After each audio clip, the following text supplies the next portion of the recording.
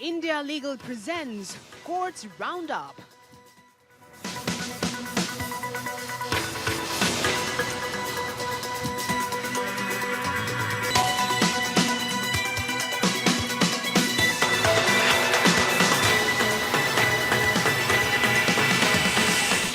Doctor ortho Ayurvedic oil and capsule, अब दर्द भी घुटने टेकेगा। सुप्रीम कोर्ट ने पेमा खांडू के खिलाफ सीबीआई जांच का दिया निर्देश। परिवार के सदस्यों और करीबी सहयोगियों को ठेके देने का है आरोप। सुप्रीम कोर्ट ने वेदांता की याचिका खारिज की। कहा, अडानी की समाधान योजना पर फिलहाल रोक नहीं, पहले एनसीएलटी वेदांता की याचिका पर करेगा सुनवाई। ऑडियो क्लिप में छेड़छाड़ की के कारण बीरेन्द्र सिंह की आवाज पहचानने में मुश्किल होने पर सुप्रीम कोर्ट ने दिया सुझाव। कहा, बीरेन्द्र सिंह की आवाज का नमूना लेकर फॉरेंसिक लेबोरेटरी जाएं।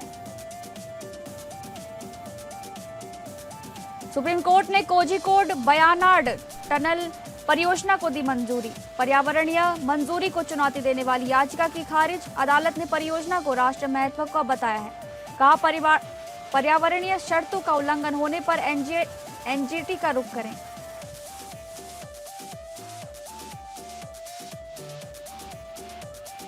नमस्कार, आप सभी का स्वागत है कोर्ट्स राउंडअप में। मैं हूं आपके साथ अंकिता सिंह।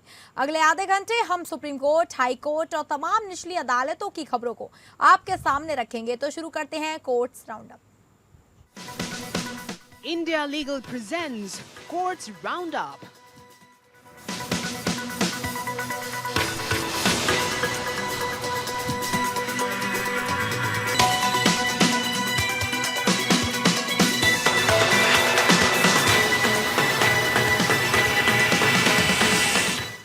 सुप्रीम कोर्ट ने अरुणाचल प्रदेश के मुख्यमंत्री पेमा खांडू के खिलाफ सार्वजनिक कार्यों के अनुबंध आवंटन में पक्षपात के आरोपों की जांच के लिए सीबीआई जांच का आदेश दिया है।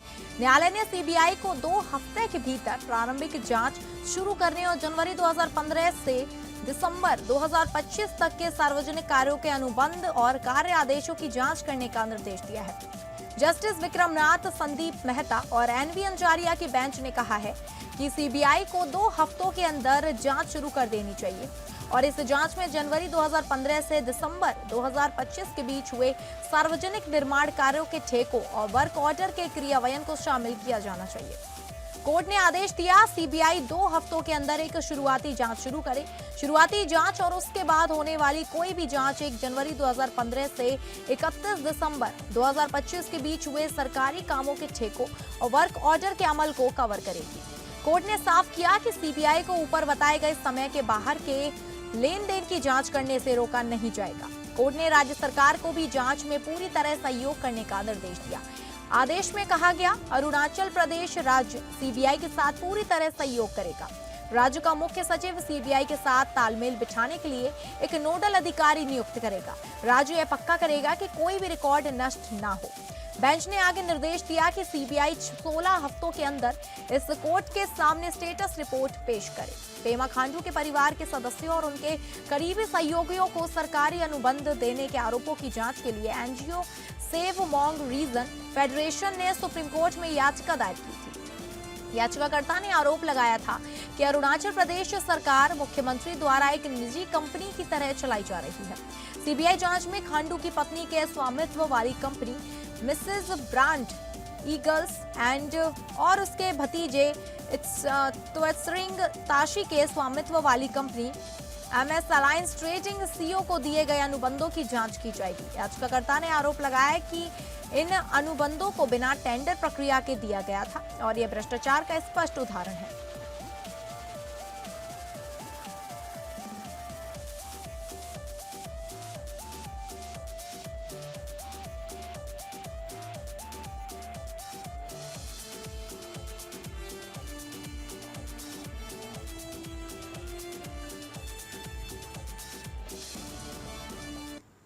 दिल्ली के कथित शराब घोटाले मामले में अरविंद केजरीवाल समेत अन्य कई पूर्व आरोपियों की निचली अदालत से आरोप मुक्त किए जाने के फैसले के खिलाफ दाखिल सीबीआई की याचिका पर सुनवाई का मामला। दिल्ली हाईकोर्ट में मामले की सुनवाई कर रही जस्टिस स्वर्णकांता शर्मा की बेंच में सीबीआई की तरफ से एसजी तुषार मेहता ने कहा कि मुकदमे से अलग होने के लिए 7 अर्जियां दाखिल की गई हैं।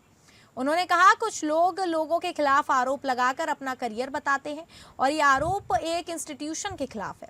एसजी ने कहा कि इस मामले में एक पक्षकार केजरीवाल कोर्ट में खुद अपने लिए दलील रखना चाहता है। उसे केजरीवाल अपने वकील को हटा देना चाहिए और हर सुनवाई में खुद बहस करनी चाहिए। यह फोरम नाटक के लिए नहीं है। एसजी ने हाईकोर्ट को बताया कि केजरीवाल समेत ज्यादातर लोगों ने कोर्ट के आदेश को बावजूद अभी तक अपना जवाब दाखिल नहीं किया है।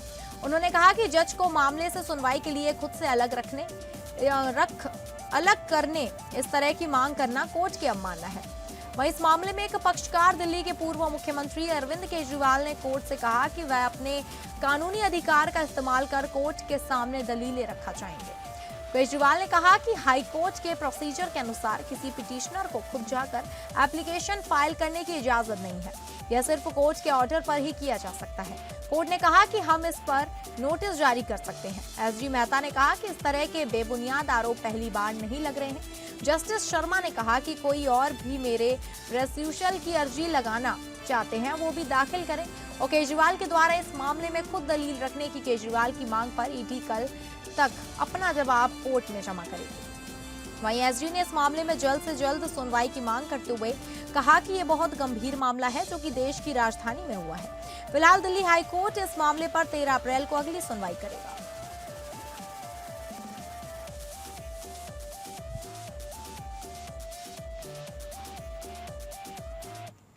एनसीईआरटी की कक्षा 8 की पाठ्यपुस्तक को लेकर उत्पन्न विवाद ने नया मोड़ ले लिया है।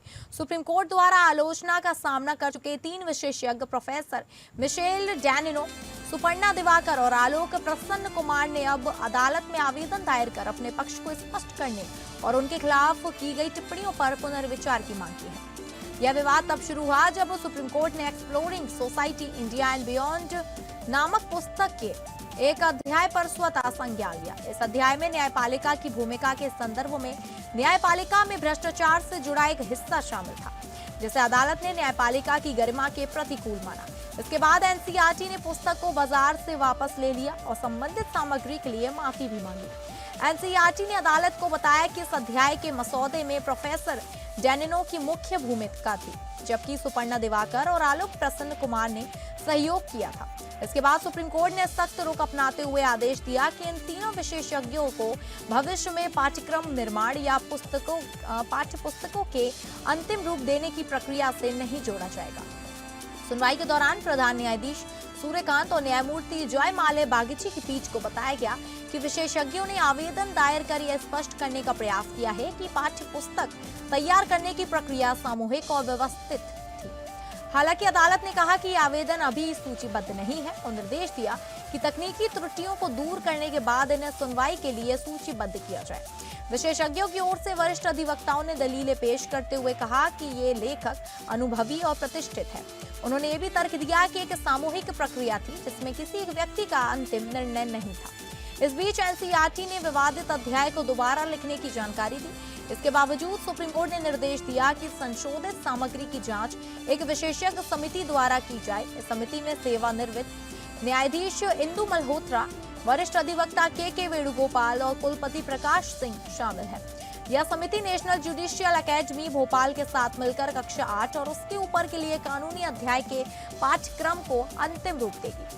साथ ही अदालत ने यह भी स्पष्ट किया कि समिति केवल एक अध्याय तक सीमित न रहकर व्यापक रूप से भी सभी संबंधित पहलुओं की समीक्षा करे, ताकि भविष्य में ऐसे विवादित स्थितियां से बचा जा सके।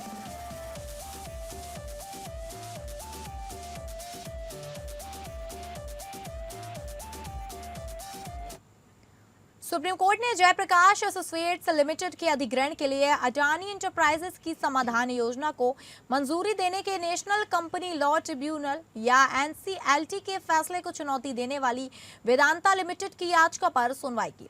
कोर्ट ने एनसीएलटी के 24 मार्च के अंतरिम आदेश में हस्तक्षेप करने से इनकार कर दिया, जिसमें अडानी की समाधान योजना पर रोक लगाने से इनकार किया गया था।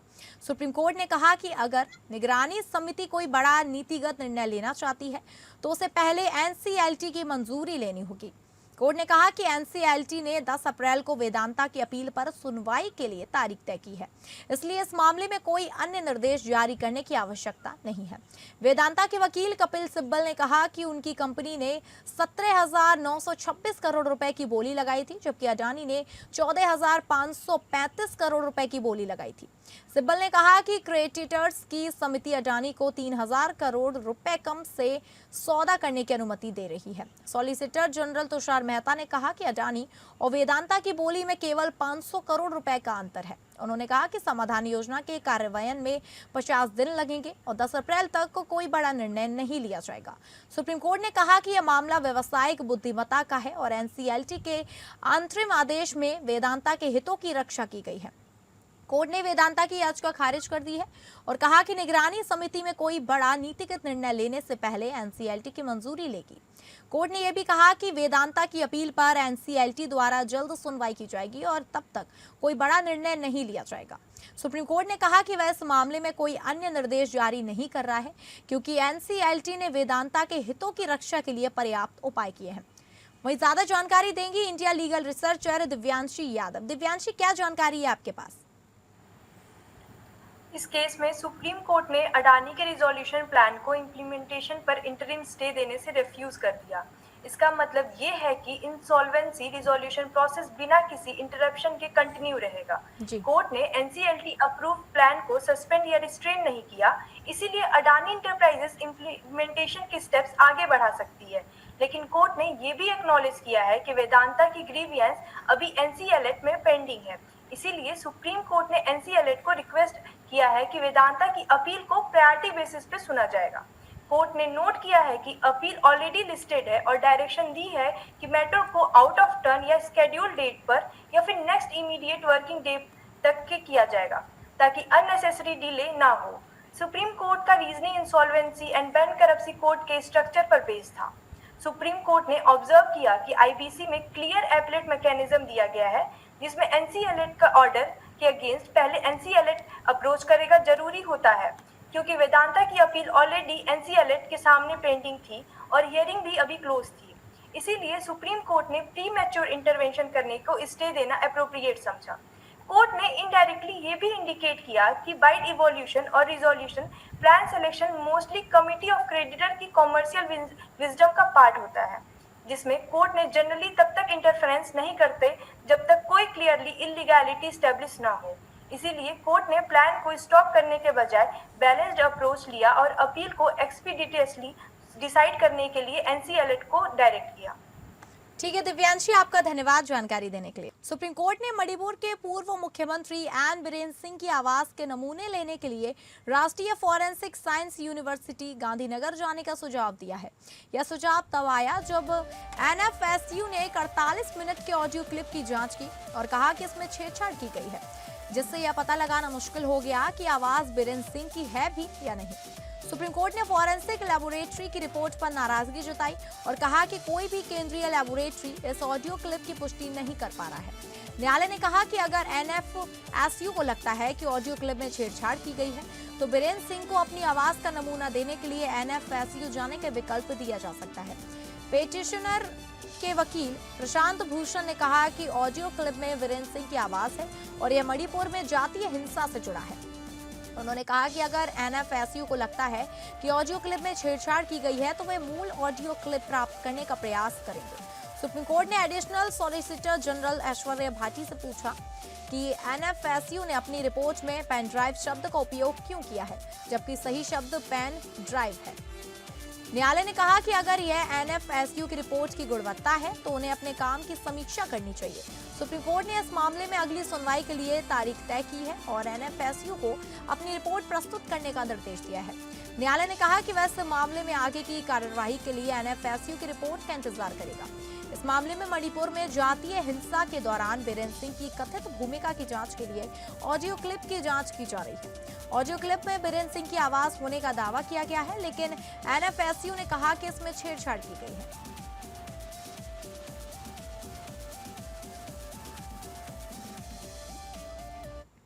केरल में प्रस्तावित कोझिकोड वायनाड टनल परियोजनाओं को लेकर दायर याचिका पर सुप्रीम कोर्ट ने महत्वपूर्ण निर्णय देते हुए पर्यावरणीय मंजूरी को चुनौती देने वाली याचिका खारिज कर दी है।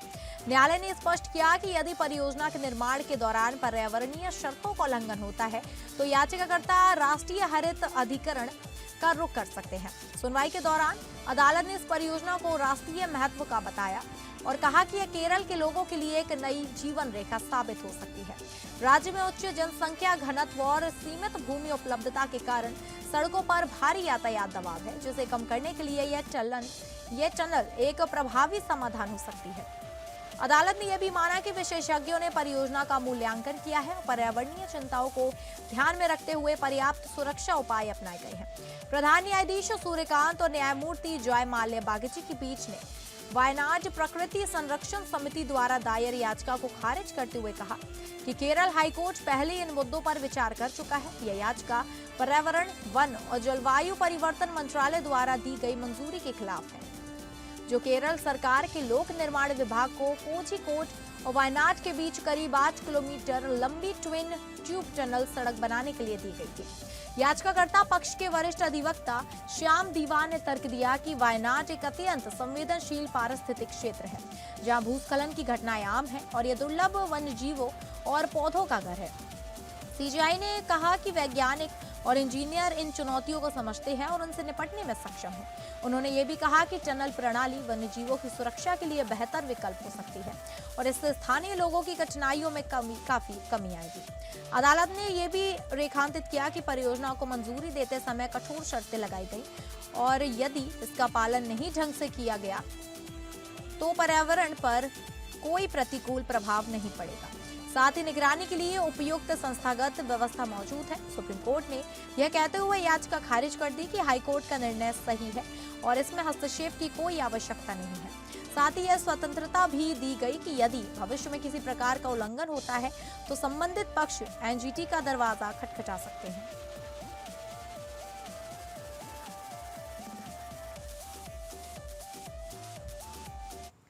सुप्रीम कोर्ट ने हाल ही में नशीले पदार्थों से जुड़े मामले में 2 मेडिकल प्रोफेशनल्स को जमानत दे दी है। कोर्ट ने कहा कि गिरफ्तारी के आधार लिखित में न देने से उनकी गिरफ्तारी अवैध हो जाती है। जस्टिस विक्रम नाथ और जस्टिस संदीप मेहता की बेंच ने मिहिर राजेश शाह बनाम महाराष्ट्र राज्य मामले का हवाला देते हुए कहा कि गिरफ्तारी के आधार लिखित में देना जरूरी है। कोर्ट ने कहा कि मौखिक रूप से आधार बताना काफी कम है। इस मामले में 2 डॉक्टरों को ट्रामाडोल टैबलेट्स की सप्लाई के मामले में गिरफ्तार किया गया था। उन्होंने दावा किया कि उन्हें गिरफ्तारी के आधार नहीं दिए गए, जो उन्हें मौलिक अधिकारों का उल्लंघन है। सुप्रीम कोर्ट ने कहा कि गिरफ्तारी के आधार लिखित में न देने से आरोपी की गिरफ्तारी अवैध हो जाती है और उन्हें तुरंत रिहा किया जाना चाहिए। कोर्ट ने डॉक्टरों को जमानत दे दी है। सुप्रीम कोर्ट ने अपने फैसले में कहा कि गिरफ्तारी के आधार लिखित में देना संविधान के अनुच्छेद 21 और 22 के तहत दिए गए मौलिक अधिकारों का हिस्सा है। कोर्ट ने कहा कि अगर गिरफ्तारी के आधार लिखित में नहीं दिए जाते हैं तो आरोपी की गिरफ्तारी अवैध हो जाती है और उन्हें तुरंत रिहा किया जाना चाहिए। कोर्ट ने यह भी कहा कि गिरफ्तारी के आधार लिखित में देने से आरोपी को अपने बचाव के लिए तैयारी करने का मौका मिलता है। कोर्ट ने यह प्रक्रिया का एक महत्वपूर्ण हिस्सा है और इसका पालन करना जरूरी है।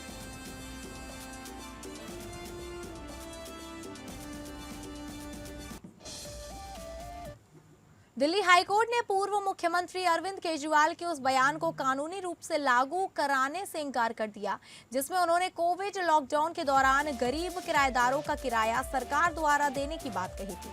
जस्टिस सी हरिशंकर और जस्टिस ओम प्रकाश शुक्ला की खंडपीठ ने सिंगल जज के आदेश को संशोधित करते हुए कहा कि इस तरह के बयान को लागू कराने के लिए अदालत कोई निर्देश जारी नहीं कर सकती। कोर्ट ने कहा कि मुख्यमंत्री द्वारा प्रेस कॉन्फ्रेंसिंग में दिए गए बयान को लागू कराने के लिए कोई मैंडेमस जारी नहीं किया गया था। यह मामला उस याचिका से जुड़ा था जिसमें दिहाड़ी मजदूरों और गरीब किराएदारों से मांग की थी कि 29 मार्च 2020 को किए गए बयान को सरकार लागू करे। सिंगल जज ने 2021 में अपने फैसले में कहा था कि मुख्यमंत्री द्वारा दिया गया आश्वासन लागू करने योग्य है और सरकार को इसे लागू करना चाहिए। हालांकि इस आदेश पर बाद में रोक लगा दी गई। अब खंडपीठ ने स्पष्ट किया कि ऐसा कोई कानूनी अधिकार नहीं बनता जिसके आधार पर अदालत सरकार को इस प्रकार के बयान को लागू करने का आदेश दे। हाईकोर्ट ने यह भी कहा कि यदि सरकार चाहे तो इस संबंध में कोई नीतिगत निर्णय ले सकती है।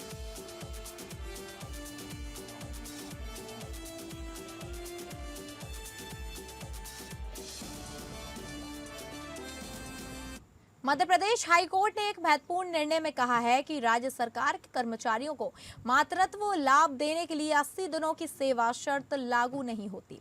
न्यायालय ने कहा कि राज्य सरकार को अपने नागरिकों के लिए कल्याणकारी उपाय करने होते हैं और संविधान के निर्देशक सिद्धांतों को नजरअंदाज नहीं किया जा सकता। डॉक्टर प्रीति साकेत बनाम मध्य प्रदेश राज्य और अन्य मामले में न्यायालय ने कहा कि मातृत्व लाभ अधिनियम 1961 की धारा 5 उपधारा 2 में 80 दिनों की सेवा शर्त केवल निजी क्षेत्र के कर्मचारियों पर लागू होती है, न कि राज्य सरकार के कर्मचारियों पर। न्यायालय ने कहा कि राज्य सरकार को अपने कर्मचारियों के लिए मातृत्व लाभ प्रदान करना चाहिए क्योंकि यह उनके स्वास्थ्य और परिवार के कल्याण के लिए आवश्यक है।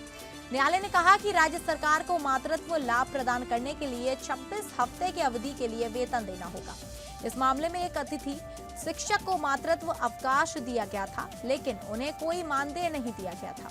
राज्य सरकार ने कहा कि वह मातृत्व लाभ अधिनियम 1961 की धारा 5(2) के तहत 80 दिनों की सेवा शर्त के कारण उन्हें मातृत्व लाभ देने के लिए बाध्य नहीं है।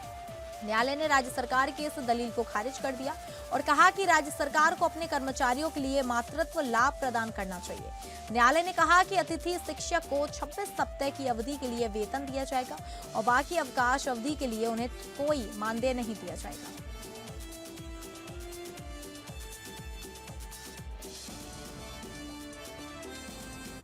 आइए अब इंडिया लीगल वेब रिपोर्टर से समझे कि डॉक्ट्राइन ऑफ कॉलरेजिबल लेजिस्लेशन क्या होता है।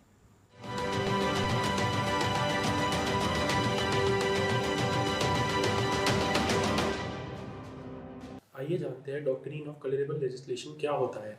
जो काम डायरेक्टली नहीं कर सकते वो इनडायरेक्टली भी नहीं कर सकते। This is the essence of this doctrine. Indian constitution में सेंटर और स्टेट के बीच में लेजिस्लेटिव पावर्स डिवाइडेड हैं। अगर लेजिस्लेचर के पास किसी सब्जेक्ट पर लॉ बनाने की पावर नहीं तो वो उसे इनडायरेक्ट वे से भी नहीं बना सकती। कभी कभी लॉ बाहर से बिल्कुल वैलिड लगता है लेकिन अंदर से उसका रियल पर्पस कुछ और होता है। इसी को कॉलरेबल लेजिस्लेशन कहते हैं। कोर्ट ये चेक करती है कि लॉ का सब्सटेंस और इफेक्ट क्या है, ना कि सिर्फ उसका फॉर्म या वर्डिंग। इस डॉक्ट्रिन को एक्सप्लेन किया गया है केसी गजापति नारायण देव वर्सेस स्टेट ऑफ ओडिशा में, जहां सुप्रीम कोर्ट ने क्लियर किया कि लेजिस्लेशन अपनी लिमिट्स क्रॉस नहीं कर सकती। सिंपल वर्ड्स में सब्सटेंस ओवर फॉर्म। ये doctrine miss use of power को रोकता है।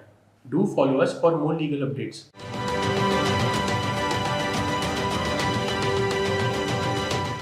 तो फिलहाल कोर्ट्स राउंडअप में बस इतना ही। नमस्कार।